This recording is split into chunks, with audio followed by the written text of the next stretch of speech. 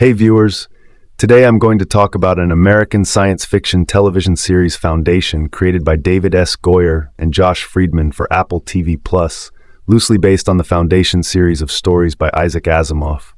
It features an ensemble cast led by Jared Harris, Lee Pace, Lou Lobel, and Leah Harvey. The series premiered on September 24, 2021. In October 2021, the series was renewed for a second season, which premiered on July 14, 2023. In December 2023, the series was renewed for a third season. The first season received some positive reviews, with praise aimed towards its performances, Pace and Harris in particular, epic scale, visual effects, and score by Bear McCreary. However, the pacing, specifically of the time jumps, use of narration, and complexity of plot were often criticized.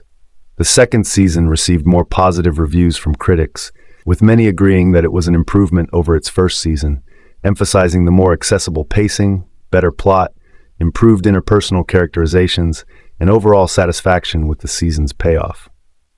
Let's talk about the main theme or plot of this series.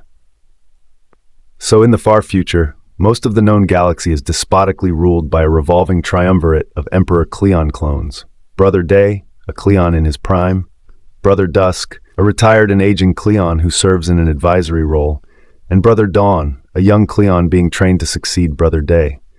This genetic dynasty has been surreptitiously administered for 400 years by the regal Lady Demerzel, the Emperor's majordomo, and secretly a unique, ageless humanoid robot. Young Gal Dornick solves a complex mathematic proof and wins a galaxy-wide contest, devised by famed mathematician and psychology professor Hari Seldon, to find another mathematical genius who could understand his work. Arriving on the capital planet, Trantor, Gale is thrust into the center of a conflict involving psychohistory, an algorithm created by Seldon which predicts the events and actions of large masses of people across vast timelines. Seldon has predicted the decay and imminent fall of the Empire, which cannot be averted, but the consequences of which may be mitigated by the creation of Foundation preserving the knowledge of humanity. The Cleons, known collectively as Empire, are dismissive of Seldon, but ultimately allow him and his followers to establish the Foundation in exile on the remote planet Terminus. The series chronicles Empire's subsequent conflicts with the Foundation and the characters which bridge the divide between them. Sometimes when I've finished watching something and I'm just sitting, processing, not yet ready to move on to my next task, my Apple TV goes into screensaver mode. There's a large library of very beautiful videos, most of them taken from a slight or extreme remove, a camera following a pod of dolphins, drone footage of a busy California pier or marina in Dubai, or one of my favorites, rice paddies in China. All of them, even the more close-up, underwater-themed ones, share a feeling of distance and abstraction, like watching the world as a gorgeous high-def system of patterns divorced from any one narrative or character. They are great screensavers, mesmerizing, visually rich, captivating while also functionally empty, and I am sincere when I say that I love them. I love them in the same way I have, at various points in my life, loved Magic Eye posters, coloring books, things arranged in rainbow order, and those boxes full of blunted pins you press your hand against and then flip over to see the three-dimensional image. The experience of watching Foundation, the new big-budget science fiction adaptation, is pretty close to the frictionless pleasure of leaning back and leaving your Apple TV on screensaver mode. It is stunning to look at, arresting even. It's a colorful kaleidoscope of alien planets and jewel-tone costumes sliding quickly from one time, one planet, to somewhere totally different, but just as sumptuous. And yes, sure, there's a story. There are characters. Things definitely do happen. But Isaac Asimov's original novel is usually described as unfilmable because it's primarily focused on individual action as a necessary but not especially interesting conduit for the thing it actually cares about: sweeping social collapse and reconstruction. Foundation, the series, tries to resist that, to fight its source text's structure by creating characters and almost defiantly plunking them down in those beautiful galactic spaces. It is possible to watch Foundation for those characters and to care about what happens to them. Lee Pace is the radiant Brother Day, one of a triumvirate of clone emperors that rule over the enormous, unchanging civilization. Jared Harris is Hari Seldon, a mathematician revolutionary who predicts the fall of the Empire. There's a young, uncanny genius-type outlier character, Gal Dornick, played by Lou Lobel, and another resilient outer-world survival character, Salvor Hardin, Leah Harvey. Dornick and the Clone Emperors are creations for the TV series, and both are attempts to shoehorn some straightforward protagonist-antagonist motivation into the story. It works, a bit. As the evil Emperor, Lee Pace makes an excellent figurehead. He plays it so utterly straight, just seething cold fury in a goofy bright blue breastplate chin guard thing, and it's not hard to buy Brother Day's stern emptiness. Likewise, Jared Harris leans into the wise, enigmatic visionary thing, and because he's Jared Harris, no one will be surprised when things don't turn out all that well, for Hari Seldon. In individual scenes, characters like Dornick and Hardin work too. Briefly, you get looped into their motivations, the people they have crushes on, the goals they're striving for. But Foundation by design does not let you stay in those scenes for long. Stories glide across decades too quickly. Characters get shuttled off into stasis pods and hang out at the edges of the universe, apparently lost forever, until inevitably it turns out they are just fine, actually. How are you? And what's happened in the last 40 years? As a result, not much about Foundation sticks, either emotionally or narratively. There are cause and effect relationships between one event and another, but they're stretched across long attenuated frames, spun out over distances that are short enough to roughly remember there was a relationship there, but too long for that relationship to retain any urgency or heft. There are a few instances where big twists or reunions do have a sense of exciting development, but their infrequency only makes it clear how little you care about the other stuff. Salvor Hardin has a love interest, for instance, who Foundation insists matters as a character, and who returns more than once to give Hardin some emotional oomph. Never once does he make the slightest dent in the story's larger field of gravity. I watched all 10 episodes of the season, and if you were to put that character in front of me in a lineup, there is absolutely no way I could identify him with any certainty. As a screensaver, though, as a thing you put on in front of your eyes and watch drift by, brilliantly colored and painstakingly rendered, you really can't beat it. Posters and book covers of fantasy lands have long been more romantic and artful than what practical effects or CGI could really live up to. Give me a cheap, pulpy sci-fi book cover with wild green mountains and 3 purple moons hanging low in the sky over the fairly stark stuff that tends to show up in genre screen productions any day. Not Foundation, though. Every frame lives up to the outrageous vision of mid-century grand-scale science fiction otherworldliness. There's a mid-season plot twist that hinges on a hunting scene in a lush extraterrestrial jungle, and even if Foundation never managed to make any of its characters especially convincing, I'd have been more than happy to just hang out in that wild green place with its strange red lizard birds for hours on end. Foundation, like Amazon's Wheel of Time and its Lord of the Rings prequel, or like Apple's other big sci-fi fall venture, Invasion, seems like a transparent bid to capitalize on the Game of Thrones audience. That series was the biggest thing on TV. It must follow that there's now a prime audience for other enormous muscular adaptations of genre classics with, spaceships or emperors or something. It's tough to imagine Foundation living up to that level of cultural inescapability, especially when I can't even remember Salvor Hardin's boyfriend's name.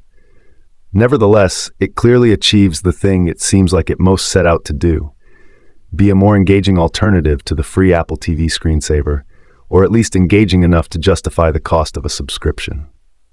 So let's talk about all 10 episodes of Season 1, one by one. After this, I will talk about Season 2 and its episodes, its Episode 1 named The Emperor's Peace. In the year 12,067 EI, Era Imperial, the prodigy Gal Dornick travels from her academically repressive homeworld of Synax to Trantor, capital of the Galactic Empire, to study under the famed Hari Seldon, the creator of the predictive mathematical subfield of psychohistory, as a reward for solving a complex conjecture. They are both arrested on charges of treason, Seldon, because his model predicts the imminent collapse of the empire, due in part to the stagnation caused by 4 centuries of rule by clones of Emperor Cleon I, and Gall because the empire wants her to discredit psychohistory. Gall instead confirms Seldon's model during his trial and condemns them both, but they are spared by Brother Day, Emperor Cleon III, after the Star Bridge, Trantor's space elevator, is destroyed by apparent terrorists from the feuding periphery kingdoms of Anacreon and Thespis. Brother Day exiles Seldon and Gale to the periphery world of Terminus, where they are to build the Foundation, a repository of human knowledge that Seldon claims will shorten the Dark Age after the Empire's demise from 30,000 years to a single millennium. Episode 2, named Preparing to Live. Seldon and his followers proceed to Terminus aboard a slow starship, the Deliverance, and prepare for their new lives on the barren world. A year into the trip, 12,068 EI, Gall reveals to her lover, Seldon's adopted son Rach, that the psychohistory model is incomplete, alarming him. Meanwhile, the Empire investigates the Star Bridge attack but is unable to identify its mastermind or conclusively attribute it to Seldon or the governments of Anacreon and Thespis. Despite Brother Dusk, Cleon Seliv, urging that the detained delegations from the 2 kingdoms should be granted clemency, Brother Day opts for a public execution of all delegates except the 2 ambassadors, simultaneous with orbital bombardments of their homeworlds. On the ship, Gall finds Rach fatally stabbing Seldon in his quarters. Rach then ushers the incredulous Gall into an escape pod with the murder weapon and jettisons her from the ship. Episode 3, named The Mathematician's Ghost. 19 years after the Star Bridge attack, 12,086 EI, the genetic dynasty of Cleon I undertakes its traditional transfer of power. Cleon XIV is born as the new Brother Dawn, Cleon XIII is elevated as Brother Day, Cleon Swephen retires as Brother Dusk, and Cleon Seth assumes the mantle of Brother Darkness before being euthanized. In 12,072 EI, Seldon's followers arrive at Terminus and discover the Vault, an enigmatic artifact guarded by a null field that repels all life. In the present day, 12,102 EI, the Foundation is well established and Salvor Hardin, a second-generation colonist, serves as warden of Terminus. Salvor is troubled by the sudden expansion of the Vault's null field, but a larger crisis looms as corvettes from Anacreon appear in Terminus's skies, in open violation of Imperial sanctions. In the hours before the ship's arrival, Salvor chases a child into the scuttled Deliverance and finds herself surrounded by an Anacreon landing party. Episode 4, named Barbarians at the Gate. The Cleon lineage faces a threat to its legitimacy as Zephyr Halima Ifa, a leading candidate to become the next Proxima of the major religion of Luminism, revives an orthodox, pre-imperial dogma that asserts clones of an individual do not possess souls. This religious issue and a violent sinker insurrection in the still-ruined lower levels of Trantor fulfill 2 key portents of the Empire's decline that Hari Seldon related at his trial. Brother Day grows frustrated with Brother Dusk, feeling his elder seeded these problems decades ago by acting impulsively and refusing to heed Seldon's warnings. While Day departs Trantor to attend the Luminist Conclave and back Ifa's competitor, Dusk orders Commander Dorwin to visit the Foundation, which has fallen silent. On Terminus, Salvor outwits the Anacreons and captures their leader, Grand Huntress Farah Kian, who claims to only want the colony ship's navigation computer so her people can find a new homeworld. Anacreon soldiers surround Terminus City's perimeter fence and assemble a flak cannon. The Vault also begins giving Salvor sporadic visions of a child in Trantor's Imperial Library, where Seldon worked. In deep space, a ship encounters Gall's escape pod. Episode 5, named Upon Awakening. In the past, on Synax, Gall is forced to participate in the execution of her former teacher, who was caught salvaging books from a condemned university. Disillusioned with the Seer's Church, she educates herself in secret and enters a math competition.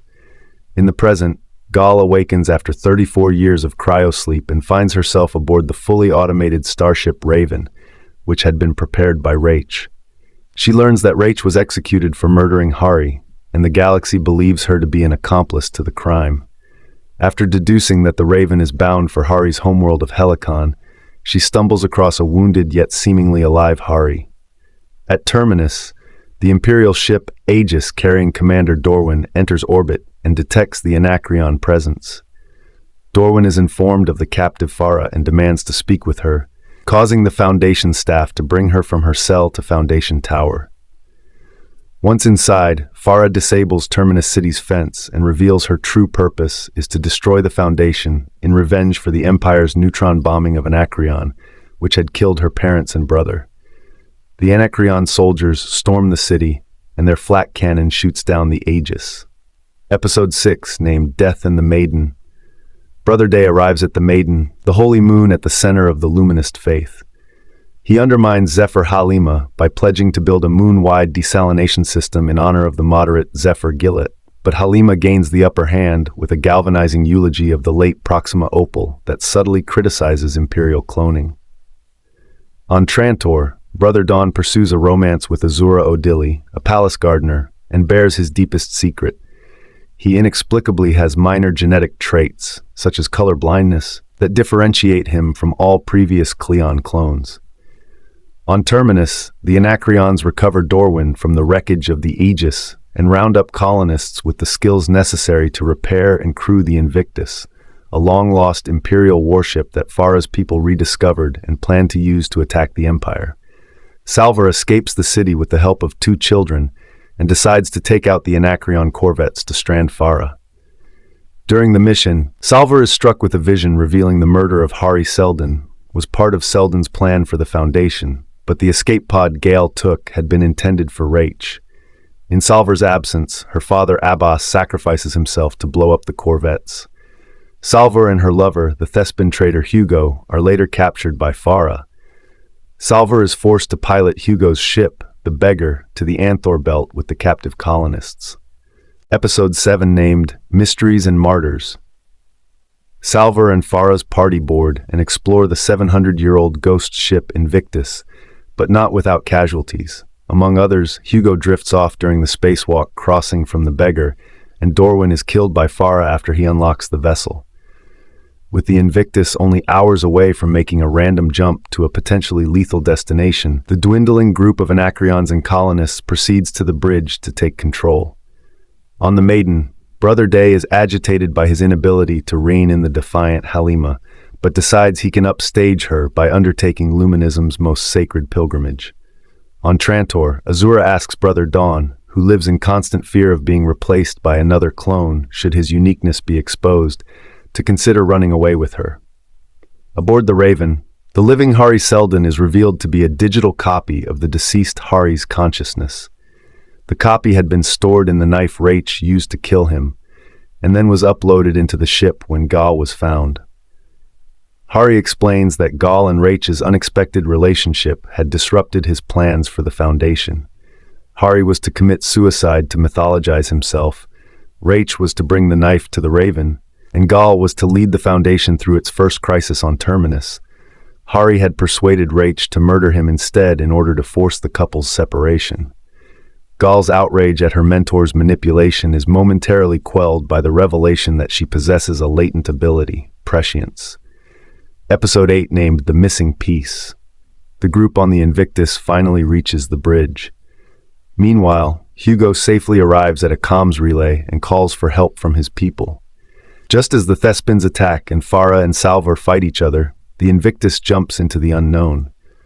On the Raven, Hari divulges his plan to establish a secret second foundation on Helicon, nicknamed Star's End due its orbit around a black hole, but refuses to elaborate. Irate and impatient, Gal forces Hari to let her leave in the escape pod, and she sets a course for Synax that will take 138 years to elapse. Brother Day completes the spiral, a torturous trek to a desert cave pool, and claims to have received a vision of a sacred flower from Luminism's triple goddess. The Zephyrs interpret Day's vision as a divine pronouncement that he has a soul, rendering any further criticism of Imperial cloning by a Luminist to be sacrilege, and also guaranteeing Zephyr Gillat's elevation to Proxima.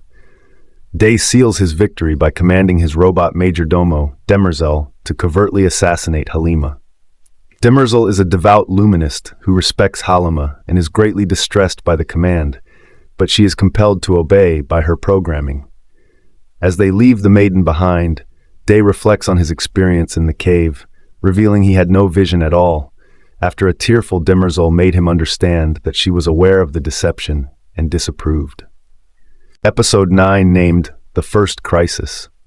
The Invictus appears over Terminus due to the sacrifice of Foundation director Louis Perrin, who plugged himself into the ship's systems at the last second. Salvor joyfully reunites with Hugo, then descends to Terminus to deactivate the vault, which has enveloped all of the planet in its null field. On Trantor, Brother Dawn realizes Brother Dusk knows his secret and escapes into Trantor's depths to find Azura, but he falls into the waiting hands of a conspiracy. All along, Azura was part of an anti-Empire group that had altered Dawn's DNA, giving him imperfections with the expectation he would one day choose to flee the palace.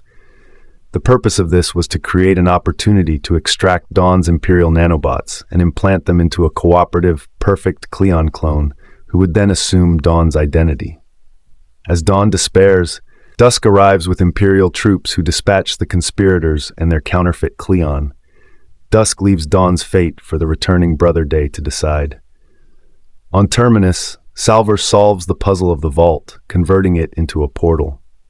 Before the gathered Anacreons, Thespins, and Termini, Salvor proposes harnessing the Invictus to give all three worlds leverage against the Empire. Farah tries to destroy the vault, but is shot dead by Salvor. Before further violence can occur, Hari Seldon emerges from the portal. Episode 10, named The Leap.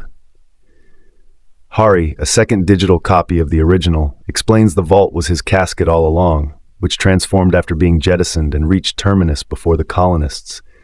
He also reveals the Foundation's true purpose was not to safeguard knowledge, but to forge a new civilization assisted by Anacreon and Thespis, and suggests using the Invictus to fake a megaflare, to make it appear Terminus had been purged of life.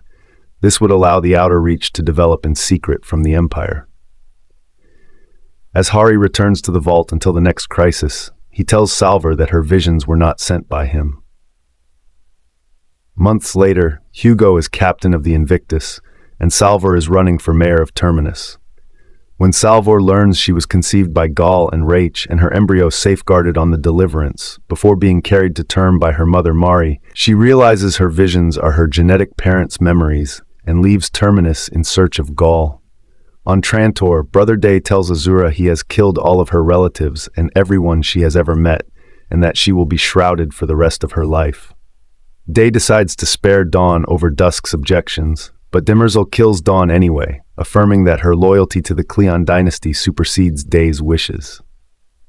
Day is later informed that the anti-Empire conspiracy also altered the DNA of Cleon Ai's body long ago, affecting not only all extant replacement clones, but also Day himself and possibly his predecessors. In 12,240 EI, Gaul lands on Synax, and at the ruins of her hometown, she finds another pod underwater and awakens Salvor, who tells her she is Gal's daughter. Salvor then gives her Hari Seldon's Prime Radiant. Let's talk about Season 2 and its episodes one by one. Season 2 shows why Foundation is such a revered work of fiction, exploring a layered and larger-than-life story with deep themes, all while presenting a blockbuster TV event with gorgeous visuals. This season also focuses more on more intimate character stories, which makes the macro story more meaningful by delivering compelling sci-fi drama. The season begins with Gal Dornick, Lou Lobel, waking up more than a century after the events of the first season. With the exception of a handful of characters, everyone we met in Season 1 is dead. This gives Foundation an opportunity to dive deeper into the characters who remain. This limiting of the focus actually widens the scope of the plot, with every episode giving the impression that we're seeing events with huge consequences for the galaxy at large, like the impending imperial wedding that would end the Cleon clone dynasty. Foundation now finds time to be intimate, small-scale, and concentrated on individual characters, challenging the deterministic nature of the novels. Hari Seldon's Jared Harris' entire plan to reset the Empire after an anticipated dark age is predicated on the movement of the masses, not on individuals. Nevertheless, that notion is challenged throughout Season 2. We see this in Gal's story, as she becomes obsessed with stopping a threat from 150 years into the future called the Mule, while she and Salvor, Leah Harvey, try to connect as recently united mother and daughter, even as they attempt to follow Seldon's instructions for establishing a second foundation. Lobel and Harvey are fantastic as Gal and Salvor, selling both the emotional core of their character journeys and the weight each of them carry because of their association with Seldon. Seldon himself gets a bigger role this season, and Harris is a joy to watch as we see more of Hari's backstory, and as he reckons with the consequences his actions have on the people dedicating their lives to a future they'll never see. Love as the fifth element is a cliché, but Foundation does a good job of showing how love can help create great change. Also getting a bigger place in the spotlight is Laura Byrne's Demerzel, the last robot who serves the Cleons. The season has a lot of surprises in store regarding her relationship with the throne and to the Empire at large, as Foundation starts to explore Asimov's robot stories, which has potentially big repercussions for the future of the series. The brainy, sometimes overcomplicated nature of Foundation is made more entertaining and outright fun by Season 2's willingness to get weird. Episode 5 introduces a planet of psychic mentalics with convoluted powers. There's also a pair of wacky clerics and their alien monster pet who travel around fringe worlds selling the word of Hari Seldon and psychohistory as if Seldon is some religious magician, doing little tricks. Season 2 continues Foundation's departure from Asimov's more talkative writing by playing with conventional space opera action sequences and starship battles. Like Denis Villeneuve's Dune, Foundation finds a good compromise in distilling the novel's cerebral themes and subjects in a more accessible format. And it still looks spectacular, and not just expensive, but expansive. The details on worlds and ships, as well as the vast landscapes, help sell Foundation as a TV event. So let's talk about all episode of Season 2 one by one. Episode 1 named In Seldon's Shadow. A copy of Hari Seldon's consciousness within the Prime Radiant tries to find his way out with the help of what appears to be a manifestation of the Radiant itself. On the ocean planet Synax, Gal and Salvor, after examining the Radiant and learning that Hari's plan is veering off course, work to reactivate Salvor's ship Beggar so they can return to Terminus. Brother Day, Cleon 15, survives an assassination attempt by the Blind Angels while he is being intimate with Demerzel, and blames brothers Dawn and Dusk of being complicit. He plans to wed Queen Sareth I of the Cloud Dominion to end the genetic dynasty and change the direction of the Empire, but she is not impressed with him and disparages his offer. Empire finds out that Terminus was not destroyed by a megaflare as they had presumed. The incident was concurrent with the discovery of the genetic dynasty's corruption, therefore was never fully probed, but decides to investigate further before acting. After escaping the Radiant, Hari confronts Gal and Salvor inside the Beggar. Episode 2 named A Glimpse of Darkness. Hari informs Salvor and Gal that establishing a second foundation is crucial for the survival of the first and for his plan to work, but that was interrupted when Gal fled the ship while en route to Helicon. Then with Hari's help, they managed to jumpstart the Beggar and leave Synax just in time before huge storm waves hit them. Over dinner, Queen Sareth discusses with Empire the particulars of their impending union, while tactfully delving into the assassination attempt. On planet Siwenna, Polly Verisov, High Cleric of the Foundation, and his junior, Novice Cleric brother Constant, while spreading the Foundation's mission, learn that Seldon's vault has reopened, and hastily jump back to Terminus to attend what will ensue. The Warden approaches Seldon's vault and gets incinerated before the name Hober Mallow appears written on the vault. Gal peers 150 years into the future and is attacked by a telepath called the Mule, who is the source of the impending darkness, just before she sees Salvor dead beside her. After the encounter, Gal procures from her future self the location of the second foundation on the planet Ignis. Episode 3 named King and Commoner. On behalf of Empire, Lady Demerzel recruits Bel Rios, a former general now imprisoned in the Lepsis penal colony, to investigate the dissident foundation. Rios attends an audience with Empire where he is formally given the task and then is reunited with his husband Glawen Kerr, before then leading a fleet to investigate the Outer Reach. Hari leads Gal and Salvor to Una's world, a desert and former mining planet, where after persuading Gal to carry him to a chamber up in the mountains, his consciousness is transferred into an organic body by Kale, whose real identity, apart from calling herself a friend of Hari's, remains elusive. Just when Gal and Salvor are to make their ascent from the desert planet, autonomous mining machines reactivate and start attacking the beggar. They successfully evade the attacking machines and leave the planet after retrieving Hari's unconscious body. Hober Mallow, a con man and master trader, steals the Eye of Corel by switching places with Commodore Argo using a teleportation device. His plan is foiled and he is captured and sentenced to death. But he deceives his captors again using the same technology and escapes Corel in the ship Polly and Constant had just arrived in to appeal for his release. Episode 4, named Where the Stars Are Scattered Thinly. Sareth and Dawn walk the palace gardens while benignly questioning each other on their possible involvement in the assassination attempts on their respective families, and make a connection through their mutual honesty. Dusk and Rue reminisce about their tryst back when she was a concubine in Gossamer Court, and Dusk offers to show Rue recordings of their encounter as her memories of the event were wiped before leaving Trantor. Rios and Glawen infiltrate Siwena to meet with the informant Dusum Bar, who reveals information about the magicians, their advanced technology, and their connection to the Foundation, though Rios remains skeptical. They escape after a local mob alerted by their presence tries to break in. Bar poisons himself to prevent getting tortured before Rios delivers a coup de grace. Polly, Constant, and Hober arrive on Terminus, enter the vault, and meet with Hari Seldon, who instructs the clerics to begin peace talks with the Imperium to prevent a war, and gives Mallow a different set of instructions. Hober leaves in their ship with Constant's pet Becky on board, while Polly and Constant stay behind.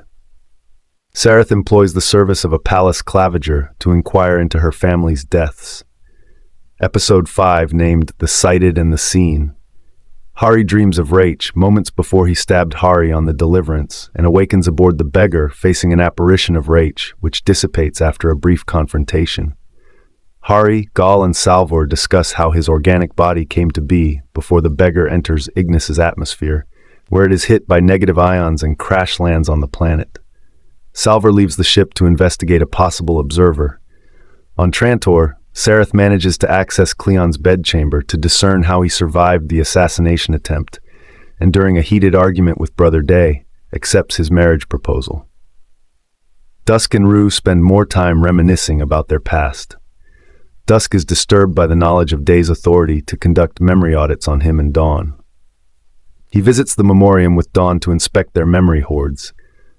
Sareth and Rue, while inspecting the memory audit of a caregiver in the Asclepian, discover Demerzel's robotic nature. Salvor seemingly reunites with Hugo Krast on Ignis, alive despite being presumed dead.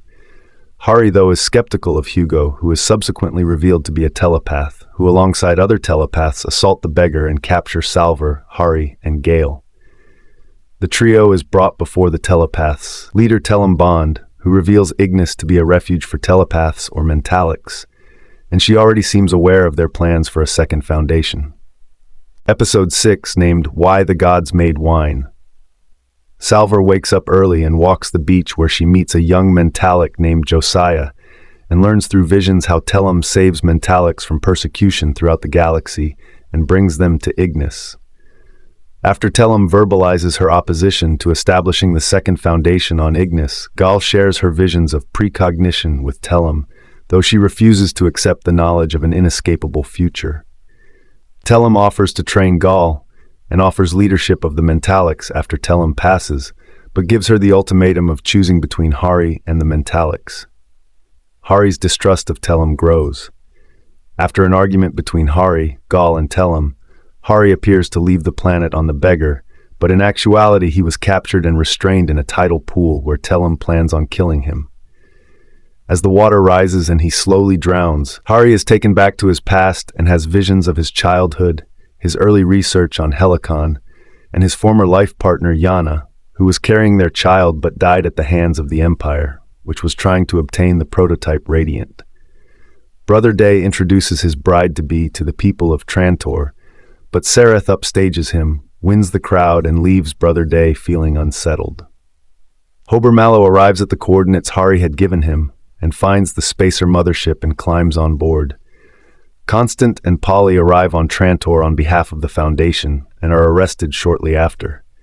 Episode 7, named A Necessary Death. Queen Sareth undergoes a mandatory medical inspection to verify her fertility. Due to Sareth's verbal provocations, after the procedure, Demerzel insinuates the orchestration of her family's murder and thus confirms her suspicion of Cleon Thwaiton's involvement. Hober Mallow approaches Empire's navigators, the Spacers, with an offer to free them from their servitude to the Empire by giving them the synthesized micronutrient Opalesk, which they are dependent on. After weighing the risks, however, the Spacers reject Hober's offer and turn him over to General Rios.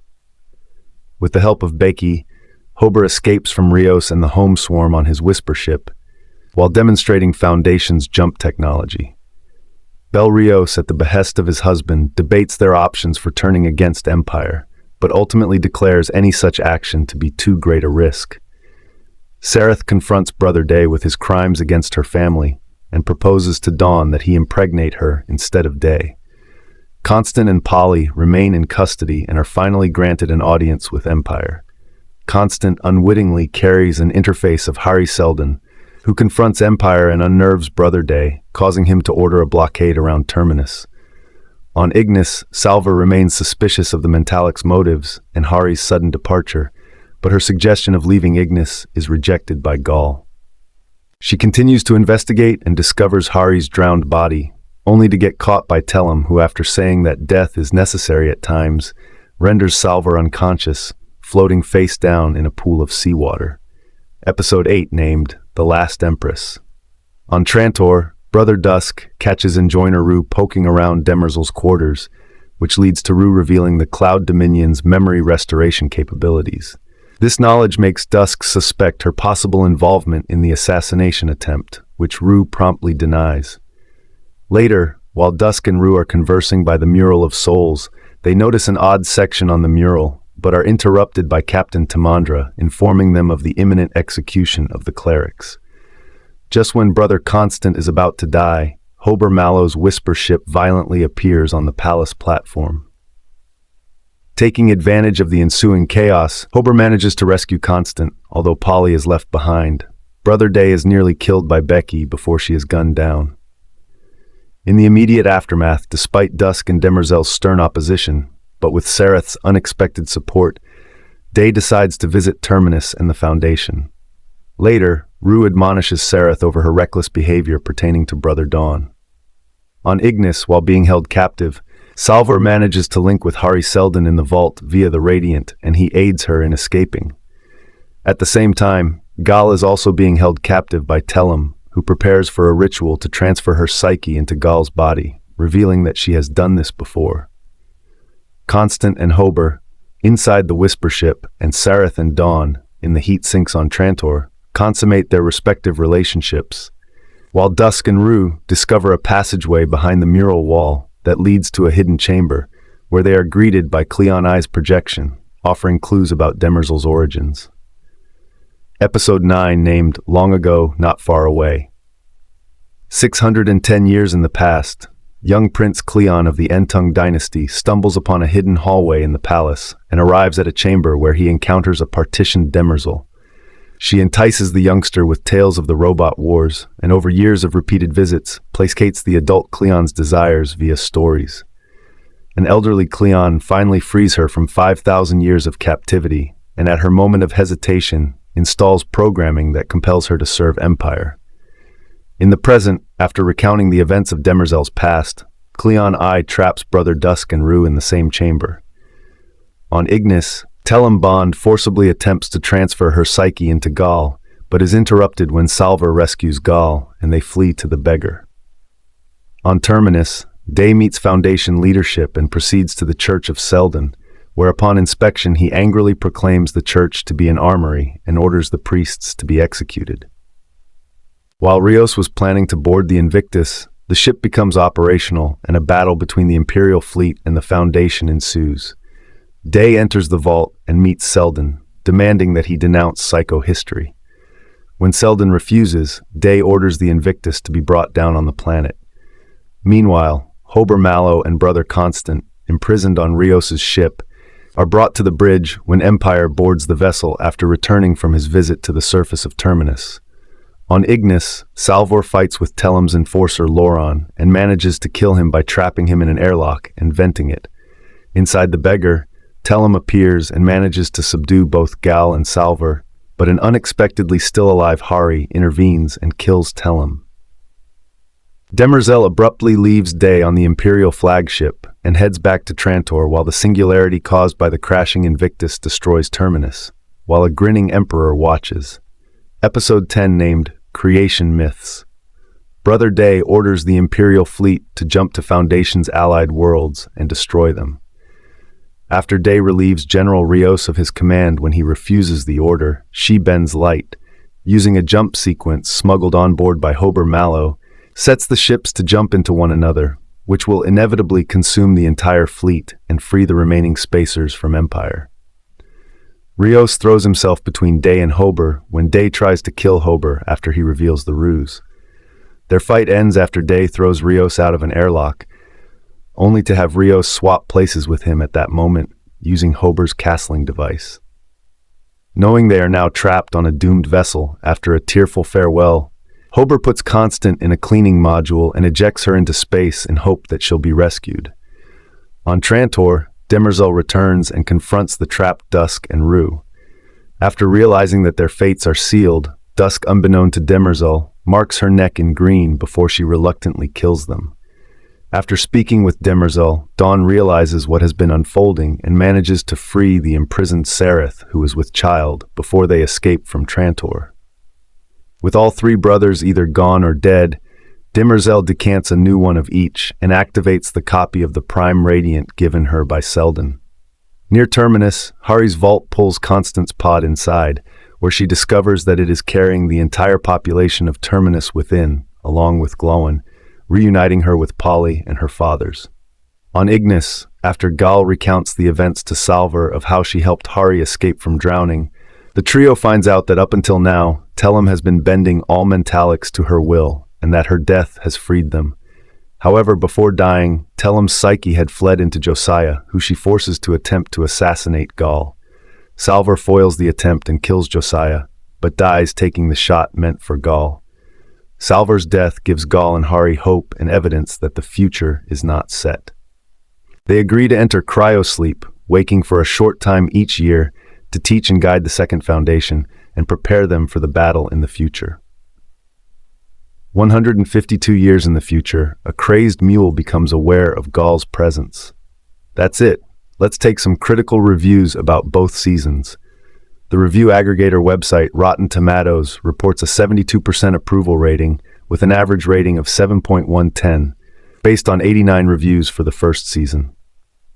The website's critical consensus reads, Foundation's big-budget production and impressive performances are a sight to behold, but it struggles to wrangle the behemoth that is its source material into a fully satisfying series. Metacritic gave the first season a weighted average score of 62 out of 100, based on 25 reviews, indicating generally favorable reviews. Nick Allen of RogerEbert.com considers Foundation to be the type of sci-fi series that truly warrants being called an event, a grandiose sci-fi with limits. He writes that the show is huge in numerous senses, praising its world-building as always impressive with its grandeur that's both practical and also created with IMAX-worthy special effects. He also praised Bear McCreary's score as essential and so effective in making certain story developments seem larger than life. Allen highlighted Lee Pace's performance as magnetic. He concludes that the show has a potential to become another landmark series for Apple TV+, and that its best feature actually is that it's not for everyone, because it's fairly set in its pacing that favors heady, dense character building, that will favor subscribers hungry to enter new sci-fi worlds, not just for the action. Film reviewer Rob Bricken of Gizmodo was less impressed with the series, suggesting that it could be much better, and stating, honestly, after most of the second episode, the show and the books are pretty much unrecognizable, as well as that the original source material of Foundation may not be filmable after all. Judy Berman of Time called the series gorgeous, expensive, potential packed, but initially quite confusing, and noted how beautiful every single frame is. The Verge's Chaim Gartenberg and Andrew Webster weighed in at the end of Season 1, with Gartenberg opining, "The genetic dynasty of a succession of Lee Pace's ruling. The crumbling empire with an iron fist is the show's highlight, thanks in no small part to Pace's dynamic performances as the cloned Brother Day. And Salvor Hardin's cat-and-mouse game on Terminus with the Anacreons is enjoyable sci-fi fare too." Meanwhile, the third leg of the story, the prolonged drama of Gal's shuttling in cryo from place to place as the show hints at her mysterious powers, is less compelling. And Webster stating that once all of the initial world-building and discussion of future-predicting math was out of the way in the first few episodes, Foundation really picked up in a lot of ways. The world-building remains incredible throughout. All of the many cultures and planets have a depth to them that is quite frankly astounding. On Rotten Tomatoes, the second season has a 100% approval rating with an average rating of 8/10 based on 26 reviews. The website's critical consensus reads, "With its complicated bedrock now established, Foundation spreads its wings in an improved sophomore season that rewards viewers' patience with a brainy sci-fi epic of genuine grandeur." On Metacritic, it has a weighted score of 79 out of 100 based on 6 reviews, indicating generally favorable reviews. So hit that subscribe button, ring the bell for notifications, and let's turn the page on a new adventure together.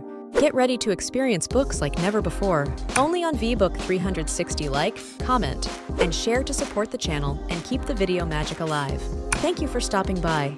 And remember, every video has a story, and every story deserves to be shared. See you in the next video.